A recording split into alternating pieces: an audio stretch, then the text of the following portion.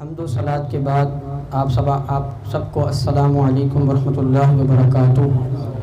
آج کی یہ محفل عظمت صحابہ رضی اللہ عنہم اور بالخصوص سیدنا ابو بکر صدیق رضی اللہ تعالیٰ عنہ کی شان و عظمت کے حوالے سے انعقاد پذیر ہے۔ اللہ تبارک و تعالیٰ اس محفل کے انعقاد کرنے والوں کو اجر عظیم عطا فرمائے، اور ہمارے سفیان بھائی اور زین بھائی کی دادی کے سال ثواب کے لیے محفل رکھی گئی ہے۔ اللہ تبارک و تعالیٰ ان کی بخشش و مغفرت فرمائے۔ عظمت صحابہ کو سمجھنے سے پہلے ہمیں یہ معلوم ہونا چاہیے کہ صحابی کہتے کسے ہیں۔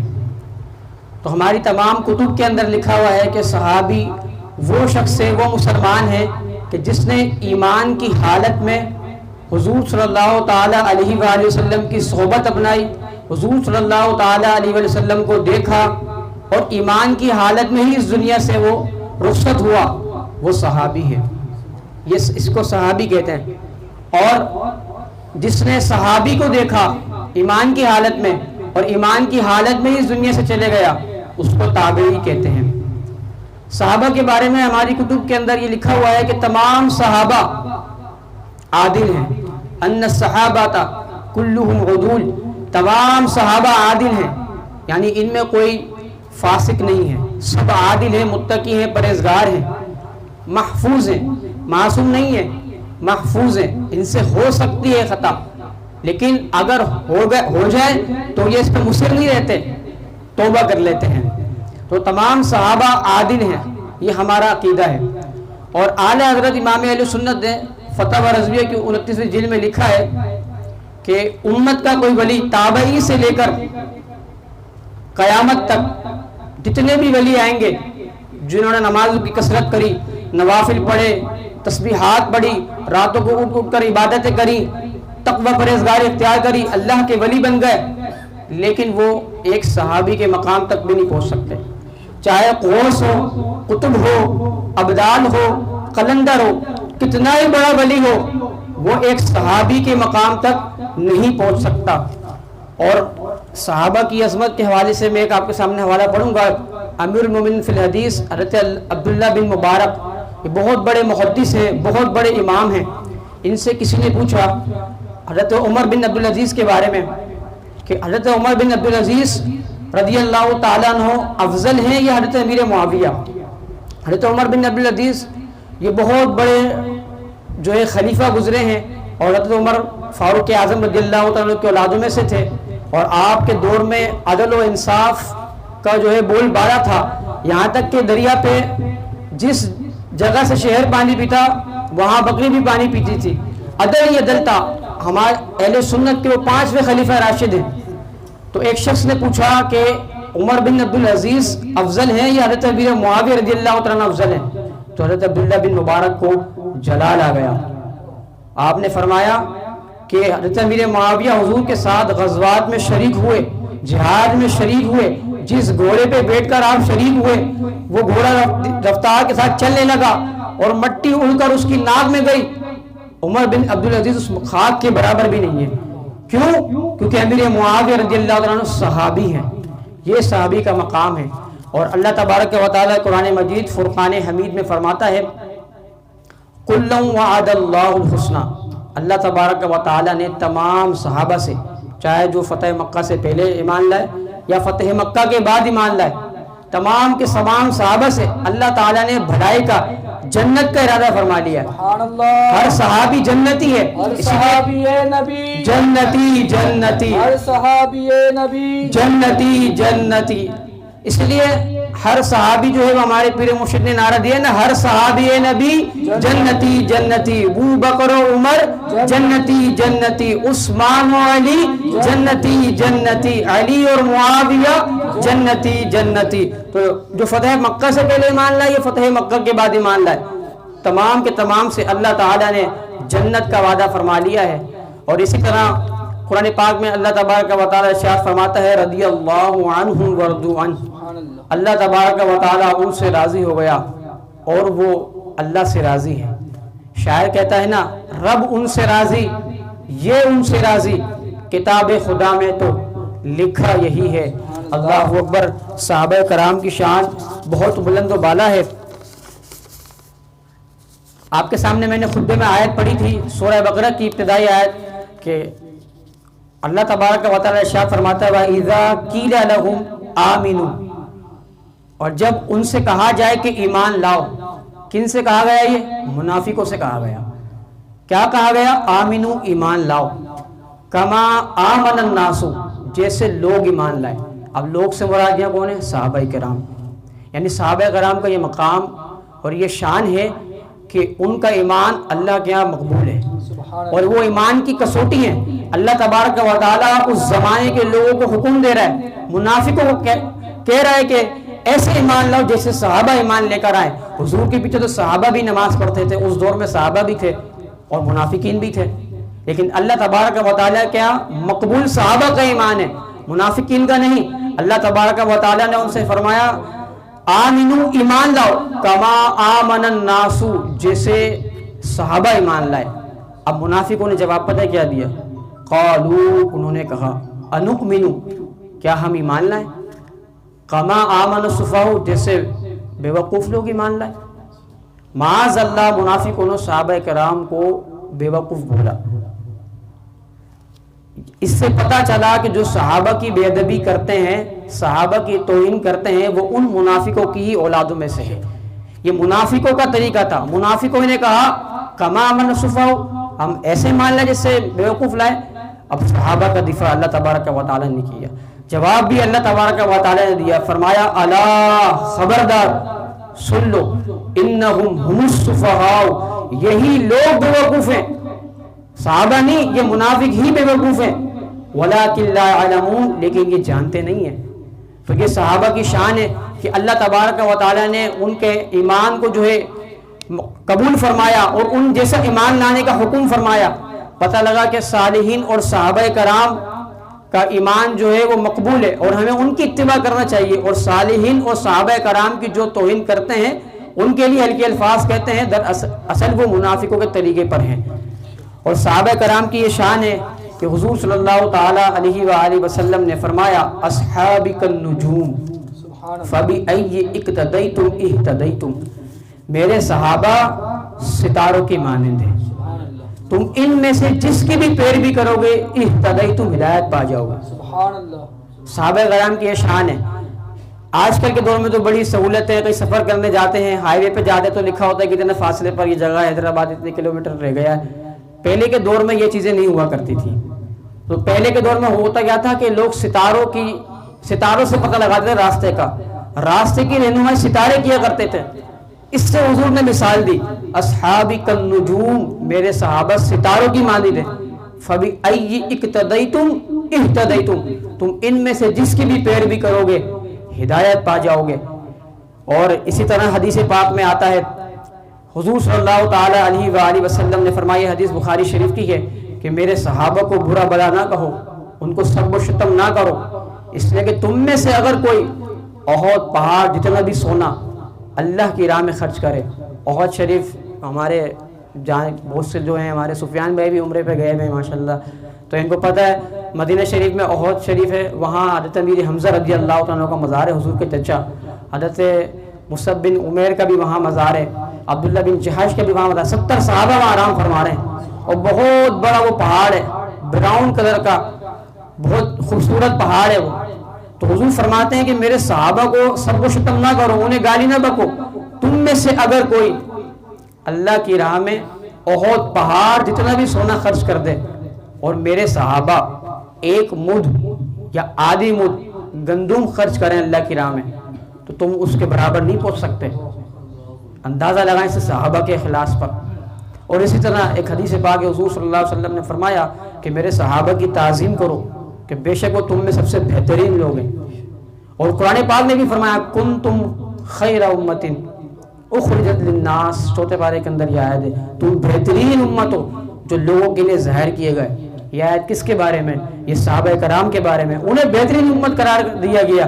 اسی طرح ایک حدیث پاک میں آتا ہے، حضور صلی اللہ تعالی علیہ وآلہ وسلم نے فرمایا اللہ اللہ فی اصحابی، یعنی میرے صحابہ کے بارے میں اللہ سے ڈرو، میرے صحابہ کے بارے میں اللہ سے ڈرو، انہیں سب و شتم نہ کرو، انہیں برا بلا نہ کہو.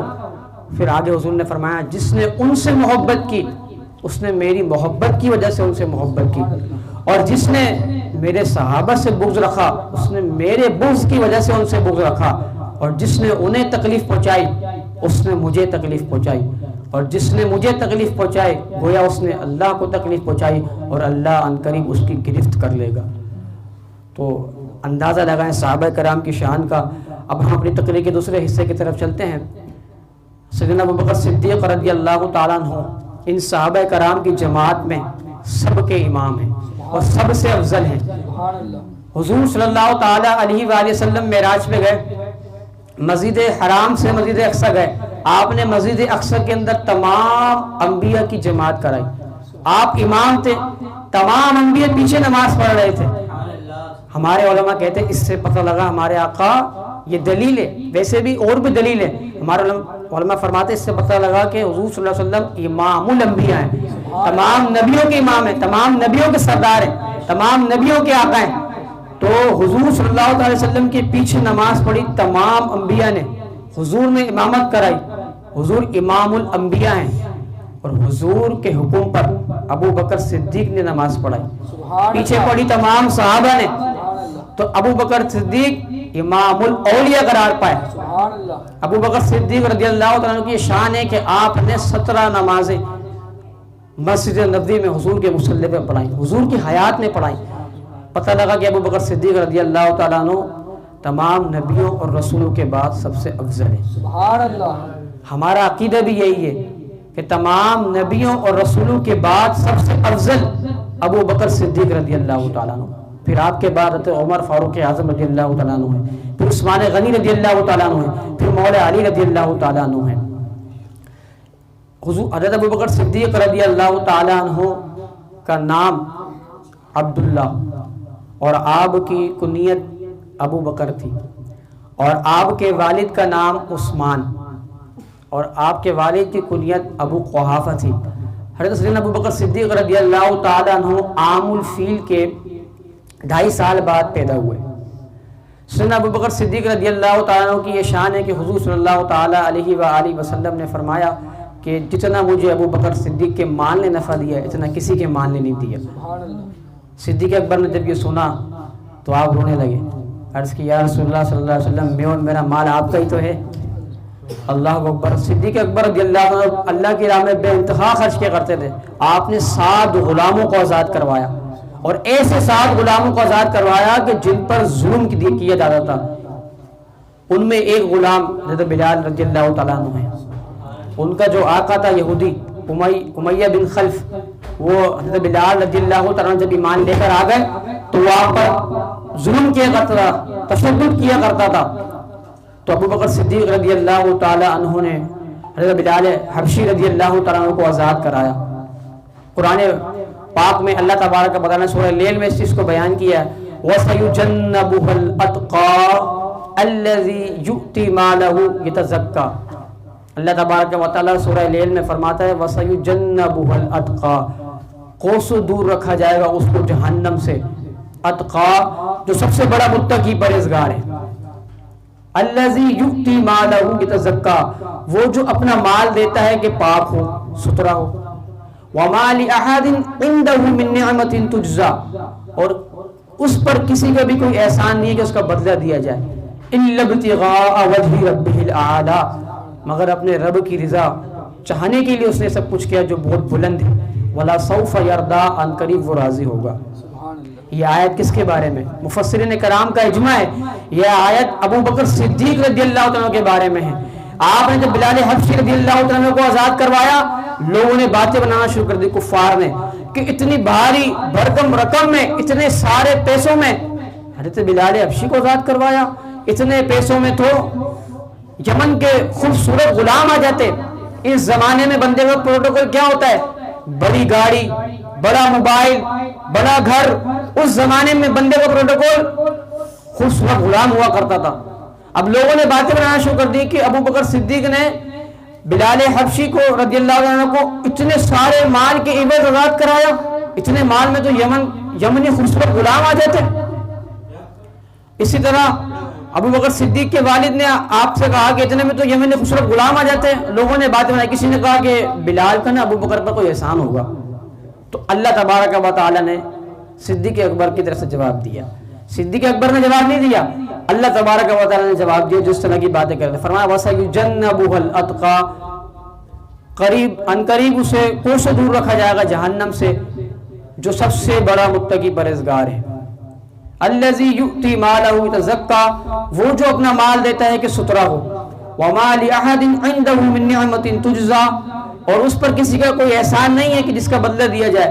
الا ابتغاء وجہ ربہ الاعلی, مگر وہ اپنے رب کے رضا کے لیے جو ہے وہ مال دیتا ہے جو سب سے بلند ہے. ولا سوف یرضا, اور وہ اس سے راضی ہوگا. سیدنا ابو بکر صدیق رضی اللہ تعالیٰ عنہ کی یہ شان ہے کہ آپ غزوہ تبوک کے موقع پر اپنا گھر کا سارا مال لے کر آ گئے, سارا مال لے کر آ گئے.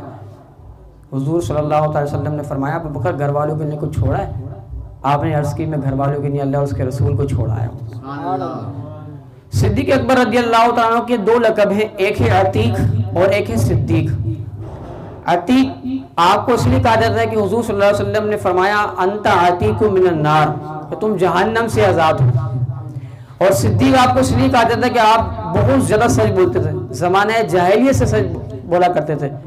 اور اس کی ایک وجہ یہ بھی ہے کہ جب حضور صلی اللہ تعالیٰ علیہ وسلم واقعہ معراج سے تشریف لے گئے, جب حضور صلی اللہ علیہ وسلم معراج سے تشریف لے کر آئے تو لوگوں نے حضور صلی اللہ علیہ وسلم سے جو ہے وہ سوالات بھی کیے, اور مکہ کے اندر لوگوں نے جو ہے نا باتیں بنانا شروع کر دی. کفار نے, ابو جہل وغیرہ نے, کچھ کفار ابو بکر صدیق کے پاس آئے, کہنے لگے تم اس بات کو مانتے ہو کہ تمہارے نبی کہہ رہے ہیں کہ وہ رات کے تھوڑے سے حصے میں مسجد حرام سے لے کے مسجد اقصی تک کی سیر کر آ گئے. ابو بکر صدیق رضی اللہ تعالیٰ نے فرمایا حضور نے ایسا ہی فرمایا ہے؟ انہوں نے کہا ایسا ہی فرمایا. فرمایا میں بالکل مانتا ہوں, میں اس کی تصدیق کرتا ہوں اس بات کی. یہی نہیں ہم ان سے بڑی بڑی بات مان لیتے ہیں, آسمانوں کی اور غیبوں کی بات ہمیں دن رات حضور بتاتے ہیں, ہم اس کو مان لیتے ہیں, میں اس کی تصدیق کرتا ہوں, اس پر ایمان لاتا ہوں. یہ آپ نے جواب دیا. کفار مایوس ہو کر چلے گئے. جب آپ حضور کی بارگاہ میں آئے تو حضور صلی اللہ علیہ وسلم نے فرمایا اے ابو بکر اللہ نے تمہارا نام صدیق رکھا ہے. سبحان اللہ. اس کے بعد سے آپ جو ہے وہ صدیق مشہور ہو گئے. اپنے بیان کو اختتام کی طرف لے کے جاؤں گا. سیدنا ابو بکر صدیق رضی اللہ تعالیٰ عنہ نے, آپ نے یہ وصیت کی کہ جب میرا انتقال ہو جائے تو میرے جنازے کو حضور صلی اللہ تعالی وسلم کے روضے کے سامنے لے جانا اور وہاں اجازت طلب کرنا. اگر اجازت مل جائے تو سرکار صلی اللہ علیہ وسلم کے پہلو میں میری تدفین کر دینا, اور اگر اجازت نہ ملے تو جنت البقیع میں تدفین کر دینا. چنانچہ ایسا ہی ہوا. جب آپ کا انتقال ہوا تو آپ کے جو ہے جنازے کو ڈول کو لے کے جایا گیا اور حضور کے روضے کے سامنے رکھ دیا گیا اور اجازت طلب کی گئی. اور جو روضے کا دروازہ تھا اس کا تالا خود بخود ٹوٹ گیا اور اندر سے آواز آئی حبیب کو حبیب کے پاس آنے دو. تو ابو بکر صدیق رضی اللہ عنہ کے پھر وہاں آج بھی مزار ہے, اور آپ کا ایک لقب ہے ثانی سنین. سورہ توبہ کے اندر ذکر ہوا ہے واقع ہجرت کو بیان کرتے ہوئے کہ آپ حضور کے ثانی ہیں. سبحان اللہ. حضور کے ثانی ہیں. کہاں کہاں ثانی ہیں حضور کے؟ حضور نے سب سے پہلے حضور نے تبلیغ کی, اور ابو بکر صدیق نے بھی حضور کے بعد تبلیغ کری مکہ میں مسجد حرام میں, تو آپ حضور کے ثانی قرار پائے. حضور نے اپنا ایمان ظاہر کیا, اللہ نے نبوت کیا, ابو بکر صدیق نے سب سے پہلے ایمان لے کر آیا اور ایمان ظاہر کیا. یہاں بھی آپ ثانی. حضور نے فرمایا کہ قیامت کے دن سب سے پہلے میں قبر سے اٹھوں گا, میرے بعد ابو بکر اٹھیں گے, پھر عمر اٹھیں گے, پھر ہم بقی والوں کی طرف جائیں گے. حضور نے فرمایا, اب دیکھیں نا ادھر بھی ثانی ہے, حضور آج آرام فرما رہے ہیں روزے میں, برابر میں ابو بکر صدیق ہے. پتہ لگا کہ ابو بکر صدیق رضی اللہ تعالیٰ عنہ کا مقام نبیوں اور رسولوں کے بعد سب سے بلند ہے. اور اسی طرح اللہ تبارک و تعالیٰ نے قرآن پاک میں فرمایا ان اکرمکم عند اللہ اتقاکم, کہ اللہ کے نزدیک تم میں سب سے زیادہ عزت والا معزز وہ ہے جو تم میں سب سے بڑا متقی ہے. اور میں نے آپ کے سامنے بھی شروع میں بیان کیا کہ سورہ لیل میں اللہ تعالیٰ نے سب سے بڑا متقی کس کو فرمایا؟ ابو بکر صدیق کو اتقا فرمایا. تو پتہ لگا کہ ابو بکر صدیق کا مقام اللہ تعالیٰ کے یہاں بہت بلند ہے. اللہ تبارک و تعالیٰ سے دعا ہے کہ اللہ تبارک و تعالیٰ ہمیں صحابہ کرام کے فیض سے مستفیض فرمائے اور مرتے دم تک ہمیں صحابہ کرام کی محبت، اہل بیت کی محبت پر ہمیں قائم رکھے۔ اعلیٰ حضرت فرماتے ہیں نا، اہل سنت کا ہے بیڑا پار، اصحاب حضور نجم ہے اور ناؤ ہے اطرت رسول اللہ کی۔ آخر میں میرے بیان میں اگر کوئی غلطی کوتاہی ہوئی ہو اور کوئی جملہ ایسا سرزد ہو گیا ہو تو میں اللہ تبارک و تعالیٰ کی بارگاہ میں رجوع کرتا ہوں۔ وما علیہ الا البلاغ المبین۔